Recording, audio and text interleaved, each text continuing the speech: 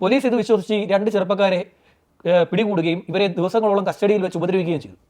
അവരിപ്പോൾ കോടതി കേസിന് പോയിരിക്കുകയാണ്, ഈ യുവാക്കൾ 2 പേരും.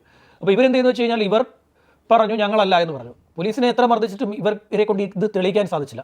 ഒടുവിൽ ഇതേ രീതിയിൽ തന്നെ ഇപ്പോൾ ഈ ഗുഞ്ചാദേവിയുടെ കേസ് പറഞ്ഞതുപോലെ തന്നെ ഈ റീനയുടെ ഫോൺ രേഖകൾ എടുത്ത് പരിശോധിച്ചപ്പോൾ ഈ അനന്തരവനായിട്ടുള്ള സതീഷിനെ ഇവർ ഇഷ്ടം പോലെ ഫോണിൽ വിളിക്കുന്നുണ്ടെന്ന് മാത്രമല്ല ഈ റീന അവരുടെ നഗ്ന ചിത്രങ്ങളൊക്കെ ഈ സതീഷിന് വാട്സപ്പ് വഴി അയച്ചു കൊടുക്കുകയും ചെയ്യുന്നുണ്ട്. അപ്പോൾ ഒരു അടുത്ത ബന്ധുക്കൾ തമ്മിലുള്ള ഒരു ബന്ധമല്ല ഇവർ തമ്മിലെന്ന് പോലീസിന് മനസ്സിലായതോടുകൂടി പോലീസ് ഇവരെ പിടിച്ച് കാര്യമായി ചോദ്യം ചെയ്തപ്പോഴാണ് ഇതിൻ്റെ ക്രൂരമായിട്ടുള്ള കൊലപാതകം മനസ്സിലാവുന്നത്. അതായത് ഈ ധർമ്മേന്ദ്ര എന്ന് പറയുന്ന ഈ റീനയുടെ ഭർത്താവിനെ ഭാര്യ ഉറക്ക ഗുളിക കൊടുത്തു, മയക്കാനുള്ള ഗുളിക വെള്ളത്തിൽ ചേർത്ത് കലക്കി കൊടുത്തു.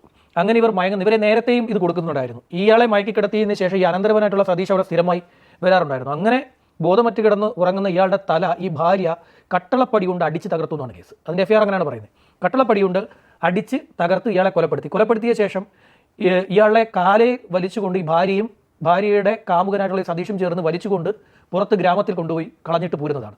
അപ്പോൾ ഇവർ എത്ര ചെയ്ത് കഴിഞ്ഞാലും ഒരു പ്രശ്നം എന്ന് വെച്ചാൽ എത്ര ക്ലീൻ ചെയ്താലും നമ്മൾ ഉപയോഗിക്കുന്ന സാധനം ഇപ്പം നമ്മൾ പലരും ഈ സോപ്പുകളൊക്കെ ഉപയോഗിച്ച് കഴിയുന്നു. സോപ്പുകളൊക്കെ ഉപയോഗിച്ച് കഴിയാലും ഫോറൻസിക് ഇത് പിടിക്കും.